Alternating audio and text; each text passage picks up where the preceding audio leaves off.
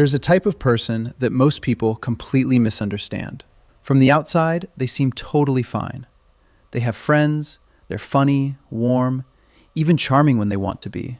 But behind closed doors, they're exhausted, lonely in a way they can't explain, and secretly wondering why, no matter how much they want real connection, something always seems to get in the way.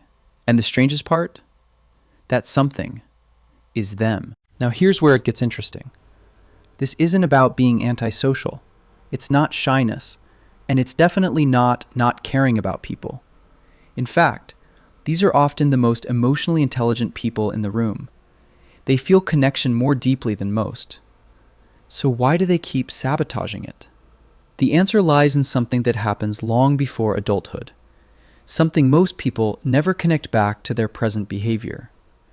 And once you understand it, you'll start seeing it everywhere. Think about what a child learns when the people closest to them are also the people who hurt them. Maybe home was unpredictable. Maybe love came with conditions.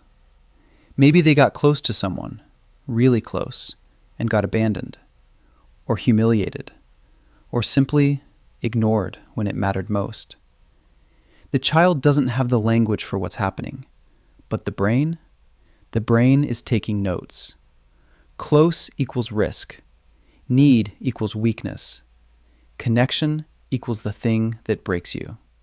And so, quietly, without anyone noticing, that child builds a wall. Not to keep people out, but to keep themselves safe. The tragedy? They carry that wall straight into adulthood. And now it's not protecting them anymore. It's just keeping them alone. Psychologists call this fearful-avoidant attachment. And what makes it so hard to recognize is this. It doesn't look like avoidance. Not on the surface. These people want relationships. They pursue them. They think about them constantly. But the moment things start getting real, the moment vulnerability is actually required, something shuts down. They go cold. They cancel. They disappear.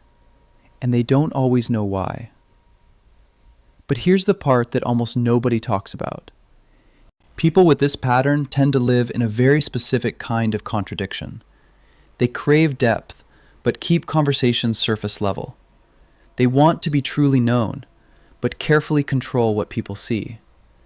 They feel most connected to people they've never fully let in. And here's a painful one.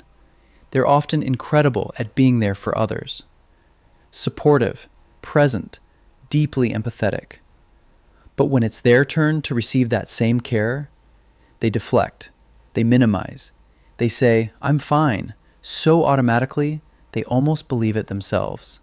This is what makes the loneliness so sharp, because it's self-created, and somewhere inside, they know it. So what's actually happening in the brain when this plays out? Here's what neuroscience tells us. When someone has been hurt enough times through closeness, the brain starts treating intimacy like a threat. Not metaphorically, literally. The same alarm system that fires when there's physical danger, it fires when emotional closeness gets too real. So the pull to connect and the urge to escape happen simultaneously. That's not weakness. That's a nervous system doing exactly what it was trained to do. The problem is, it was trained under conditions that no longer exist. The danger isn't there anymore. But the response never got the memo. And this is the moment most people stay stuck in for years, maybe decades, without ever understanding why their relationships always seem to hit the same wall. Unless something shifts. The shift doesn't come from wanting connection more. These people already want it desperately. It comes from recognizing the pattern, actually seeing it, and understanding that the wall was never the enemy. It was the solution to a problem that doesn't exist anymore. That single realization, when it really lands, changes everything. Because you can't fight something you can't name. But once you name it, once you understand that the avoidance isn't indifference, it's fear dressed up as self-protection, the wall starts to lose its power. And people who've carried this for their entire lives begin, slowly, imperfectly, to let someone in. The people who avoid connection the hardest are almost always the ones who feel it the deepest. That's not irony. That's just what happens when a very sensitive person gets hurt early enough. They don't stop needing people. They just stop believing people are safe. And that belief, as old and as stubborn as it is, was never the truth. It was just the only story they had. If this describes someone you know, or someone you recognize in yourself, drop a thought in the comments. What part of this hit differently for you?